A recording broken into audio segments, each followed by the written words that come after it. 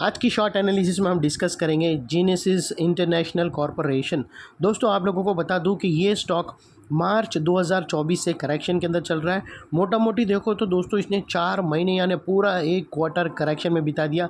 और करेक्शन में भी दोस्तों इसने दोनों तरह का करेक्शन किया है, प्राइस वाइज करेक्शन भी दिया है और टाइम वाइज करेक्शन भी दिया है। लेकिन मोस्टली 80% इसने प्राइस वाइज करेक्ट किया है, जहाँ पर स्टॉक बहुत ही डाउन साइड करेक्ट हुआ है। और एंड में दोस्तों इसने टाइम वाइज करेक्शन दिया है, जहाँ पर इसने एक बेस बनाया स्ट्रॉन्ग और अल्टीमेटली उसको ब्रेकआउट किया है। और फिलहाल अभी आप स्टॉक को देखो तो दोस्तों मल्टीपल पॉजिटिव फैक्टर्स एक साथ ब्रेकआउट में आए।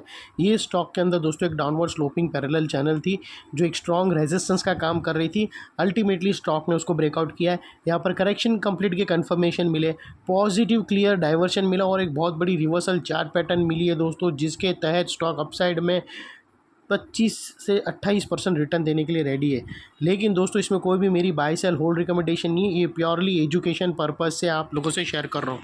फ्रेंड्स आप लोग देख सकते हो कि ये वो टॉप एरिया था जहाँ से करेक्शन का आगाज़ हुआ था और यहाँ से कुछ ऐसी downward sloping parallel channel stock के अंदर बनी।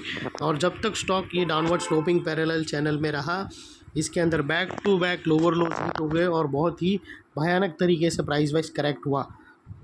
और दोस्तों अगर आप देखो तो इसने फर्स्ट अगर आप देखो ना तो लोअर लोज यहाँ पर हीट हुआ है, सेकंड लोअर लोज यहाँ हीट हुआ, थर्ड लोअर लोज यहाँ हीट हुआ और फोर्थ लोअर लोज यहाँ पर हीट हुआ। और जैसे ही दोस्तों ये downward sloping parallel channel upside में ब्रेक हुई, इसने मल्टीपल हायर हाइस को एक साथ ब्रेक करके उसके above high volume sustain closing देकर कंफर्म कर दिया करेक्शन इज़ कंप्लीटेड। यहाँ पर दो बड़ी चीज़ दोस्तों एक साथ मिली है। पहले तो इसने डाउनवर्ड स्लोपिंग पैरेलल चैनल को अपसाइड में ब्रेक किया, जिसकी वजह से जो डाउनवर्ड स्ट्रॉन्ग करेक्शन आया स्टॉक के अंदर वो अल्टीमेटली रुक गई। और दोस्तों सेकेंडली अगर आप देखो तो इसके अंदर जो back to back lower lows hit हो रहे थे वो भी स्टॉप हो गए और उसके अगेंस्ट में फर्स्ट हायर हाइज रजिस्टर्ड हुआ, जो हमें कंफर्म करता है कि स्टॉक के अंदर बॉटम लग गई। जब भी दोस्तों कंटिन्यू लोअर लोज के बाद पहला हायर हाइज मिलता है तो हम मानकर चलते हैं कि करेक्शन इज़ कंप्लीटेड, बॉटम लग गई और यहाँ से ट्रेंडिंग मार्केट का अपसाइड मूव का पहला कदम भी रख दिया। और सेकेंडली दोस्तों बात कर लेते हैं डाइवर्शन की।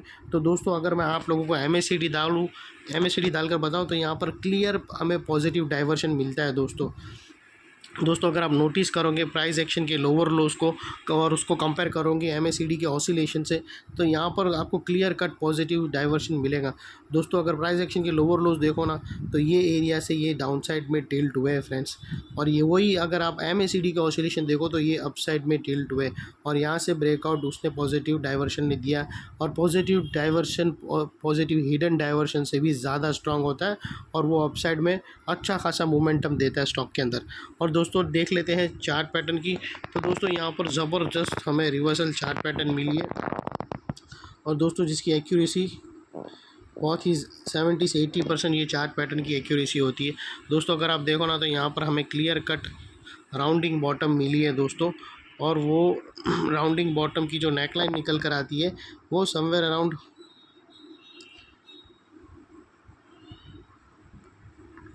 650 के आसपास की बॉटम निकल कर आती है दोस्तों। और एक और चीज़, और दोस्तों ये जो इनसाइड रेंज है ये राउंडिंग बॉटम की, ये कोई छोटी मोटी रेंज नहीं है दोस्तों, ये तकरीबन 25 से 28% की रेंज है जो यहाँ से ब्रेकआउट होने के बाद अनदर 28 to 30% आपको रिटर्न दे सकती है। और दोस्तों ये स्टॉक के अभी जो नेक्स्ट टारगेट निकल कर आ रहे हैं वो तकरीबन वो सीधा 28% आता है स्टॉक का दोस्तों। 860 के आसपास स्टॉक का नेक्स्ट टारगेट आता है दोस्तों, और वो तकरीबन 860 का इसका फर्स्ट टारगेट है और 880 का इसका दूसरा टारगेट है।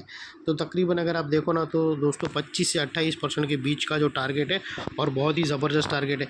और दोस्तों ये टारगेट रीच होने से पहले बीच में कुछ रेजिस्टेंस है जो स्टॉक फेस करेगा और उसे उस रेजिस्टेंस के अबाव क्लोज देना अनिवार्य है। और दोस्तों आप लोगों को स्टॉप लॉस रखना हो तो ये जो फर्स्ट ब्रेकआउट कैंडल है उसके लो के नीचे क्लोजिंग बेसिस पे रख सकते हो। और वहीं अगर आप देखो ना तो यहाँ पर एक रिवर्सल वही एरिया पे अगर एक देखो ना तो एक स्विंग भी बना है लोअर, वहाँ पर भी रख सकते हो अपने एडवाइज़र को पूछकर।